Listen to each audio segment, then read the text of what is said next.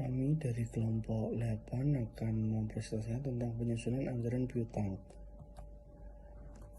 dengan beranggotaan Adam Pahlevi, NIM 2019 11738, Daryl Gilang Arojak 2019 11355, Fahri Aji Wibowo 2019 11545, Adrizal Rinaldi 2019 11441, Heniatul Mamluah 2019 11600. Perkenalkan, nama saya Adam Pahlevi, NIM 2019 11738. Anggaran piutang. Piutang merupakan salah satu bentuk investasi yang tidak berbeda dengan investasi lain. Sebagai salah satu bentuk investasi, maka piutang menyerap sejumlah dana modal kerja, mempunyai usia tertentu sesuai dengan waktu dan keterikatannya, mempengaruhi tingkat risiko perusahaan secara keseluruhan. Perlu monitor tingkat efisiensi pengelolaannya dari waktu ke waktu. Kebijakan piutang atau penjualan kredit. Selain dapat memberikan tambahan keuntungan, piutang juga dapat mengakibatkan timbulnya kerugian. Berbagai langkah yang perlu dipersiapkan antara lain meliputi: 1. Dibentuknya unit kerja yang khusus ditugaskan mengurusi piutang. 2. Menentukan kebijakan piutang yang jelas.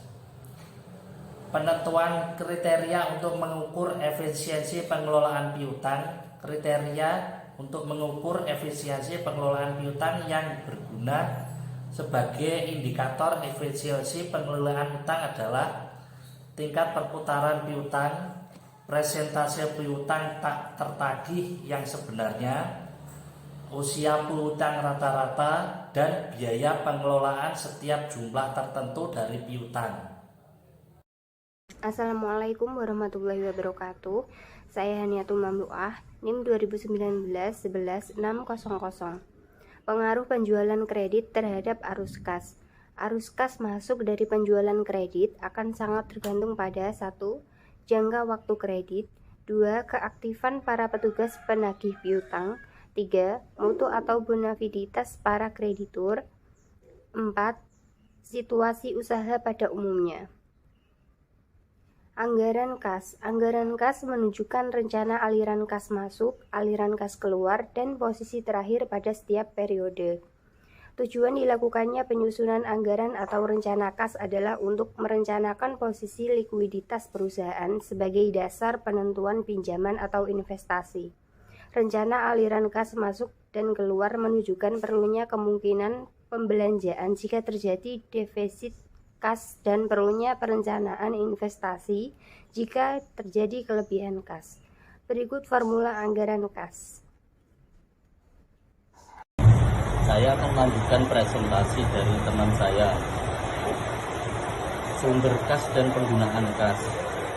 Sumber kas yang masuk yang utama adalah hasil penjualan produk secara tunai, hasil penagihan piutang dagang, pendapatan lain seperti bunga dari bank, jasa giro dividen, adanya pengurangan pada aktiva tetap seperti menjual aktiva yang tidak terpakai, adanya penerimaan yang bukan penghasilan seperti kredit dari bank, penjualan obligasi dan lain-lain hutang jangka pendek, penambahan modal sendiri oleh pemilik.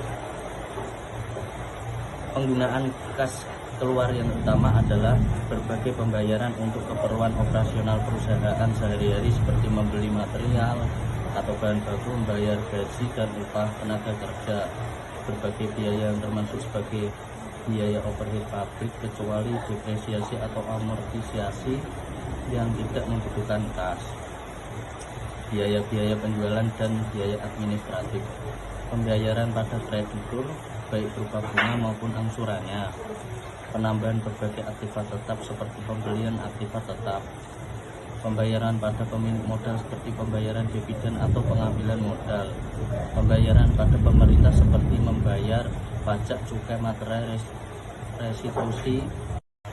Selanjutnya Anggaran kas jangka panjang. Anggaran kas jangka panjang disusun dengan cara membandingkan neraca yang disusun antara dua periode anggaran dan perhitungan rugi laba perusahaan yang terjadi selama periode antara kedua neraca tersebut. Secara hipotesis, neraca suatu perusahaan adalah sebagai berikut: neraca awal tahun, aktiva lancar, kas nomor kas, aktiva tetap, pasiva, utang lancar, utang jangka panjang, equality modal cadangan, laba ditahan. Sesuai konsep neraca yang paling awal yang menyatakan bahwa neraca selalu seimbang, jumlah kekayaan perusahaan sama dengan jumlah modal yang dimiliki ditambah hutang-hutangnya. Akhir, selama 1 tahun usaha terjadi transaksi berikut ini. 1. Perusahaan memperoleh laba dan memakai sebagian dari laba ini. 2. Perusahaan memperoleh utang lancar baru. 3. Perusahaan menambah utang jangka panjang. 4. Perusahaan menambah setoran modalnya. 5. Perusahaan mengurangi sebagian dari aktiva lancar non-kas seperti piutang dan persediaan. 6. Perusahaan menjual sebagian dari aktiva tetapnya. Dengan transaksi-transaksi di atas, maka akibat yang terjadi adalah: 1. Meningkatnya jumlah modal dan hutang-hutang perusahaannya. 2. Menurunnya jumlah aktiva non-kas dan aktiva yang tetap dimiliki. 3. Yang terakhir, meningkatnya seluruh kekayaan perusahaan yang tercermin dalam meningkatnya jumlah uang kas. Saya akan melanjutkan presentasi dari Mas Anrizal. Neraca pada akhir periode akan berwujud sebagai berikut. Dengan keterangan Segma 1, penambahan kas, pengurangan aktiva non-kas, menjual sebagai aktiva tetap. Dengan Segma 2, penambahan laba ditahan, penambahan utang lancar, penambahan utang jangka pendek, penambahan modal cadangan laba ditahan. Berbagai transaksi yang menyebabkan meningkatnya atau menurunnya jumlah kas dapat dipolakan sebagai berikut. Sumber-sumber kas atau penambahan. TR lebih besar daripada TC sama dengan laba. Akumulasi penyusutan. Penambahan berupa utang jangka pendek, utang jangka panjang. Penambahannya equity, modal disetor, cadangan, dan laba ditahan. Sedangkan penggunaan kas atau pengurangan, TR lebih kecil dari TC sama dengan rugi. Pembelian aktiva tetap baru. Berkurangnya utang jangka pendek dan utang jangka panjang. Kemudian berkurangnya equity berupa modal disetor, cadangan, dan laba ditahan. Baik, sekian presentasi dari kelompok 8.